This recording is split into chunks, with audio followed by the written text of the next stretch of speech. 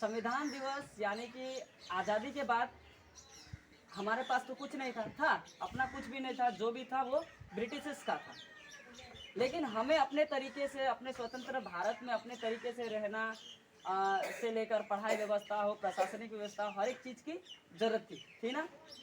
तो ऐसे में क्या हुआ कि इसको सोचते हुए हमारे जो राजनीतिज्ञ थे उन्होंने मिलकर हमारे लिए बनाया क्या, हमारा अपना संविधान, यानी अपना आइन, अपनी कानून व्यवस्था।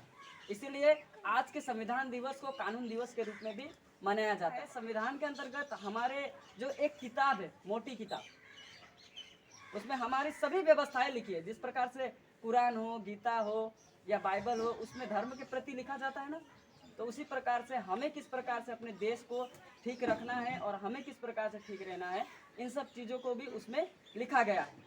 और आज तक जो भी चीज़ें हम लोग कर रहे हैं और करेंगे, तो उसका लिखा जोखा को हम लोग पहले वहाँ देखते हैं कि किस प्रकार से इस आइन व्यवस्था को लगाना चाहिए, उसके बाद संवैधानिक तरीके से उसे पूरा किया जाता है।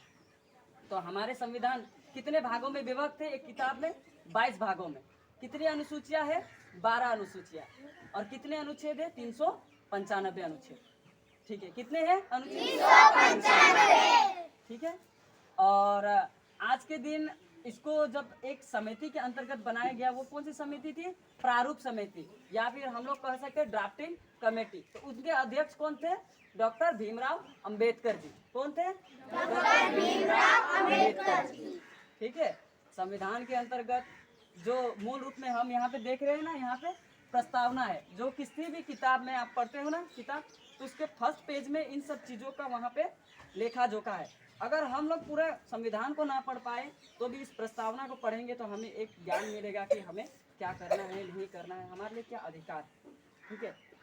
तो प्रत्यक्ष रूप से कुछ चीज़ों को, जैसे हम पढ़ने लिखने का अधिकार उसमें संग्रहित है ना। उसके बाद दूसरा है आपको बोलने का अधिकार। हम लोग किसी के प्रति भी, हम लोग भारत में क्या करते हैं, कोई नेता हो या कोई बड़े अधिकारी हो, हम उसके प्रति कुछ भी बोल सकते हैं, ये हमें अधिकार है ना। अगर वो अव्यवहारिक चीज़ कर रहा है तो उसके प्रति भी हम बोल सकते हैं, ये हमें अधिकार है। तीसरी चीज़ है क्या? पहला मैंने क्या बताया? शैक्षणिक अधिकार, पढ़ने लिखने का अधिकार। दूसरा बोलने का अधिकार। तीसरा समानता का अधिकार। आज हम लोग ST SC OBC यहाँ पे सब है ना। पहले क्या था, राजा अगर बैठ जाए तो प्रजा को क्या खड़ा होना पड़ता था, या फिर जो नौकर है उसको साइड होना पड़ता था, उसका खाना नहीं छू सकता था, ऐसा था ना। लेकिन ये सभी कुछ चीज़ भी नहीं है नहीं है। छुआछूत को हटा दिया है, यानी समानता का अधिकार। उसके बाद स्वतंत्रता का अधिकार। पहले क्या बताया? शैक्षणिक अधिकार, बोलने का अधिकार, समानता का अधिकार और स्वतंत्रता का अधिकार। और एक है धार्मिक अधिकार। क्या है? धार्मिक अधिकार। हम लोग किसी भी धर्म को मान सकते हैं, किसी भी धर्म के प्रति अपने विचार को प्रकट कर सकते हैं। और छठा क्या है? संवैधानिक अधिकार। अगर हमें लगता है कि संविधान में कुछ समय के साथ बदलाव आवश्यक है तो हम लोग उसको क्या बदल सकते हैं, हमें यह अधिकार है। और एक अधिकार था क्या? संपत्ति रखने का अधिकार, जिसे समय के अनुसार इसकी जरूरत न मानते हुए इसे हटा दिया गया। ठीक है। तो आज हमने कौन सा दिन मनाया? संविधान दिवस तो मनाया, और इसे और एक नाम क्या कहा जाता है? कानून दिवस के रूप में मनाया जाता है। क्या दिवस? कानून दिवस। आज तारीख यानी 26 नवंबर 1949 को यह अंगीकृत किया गया था। ठीक है।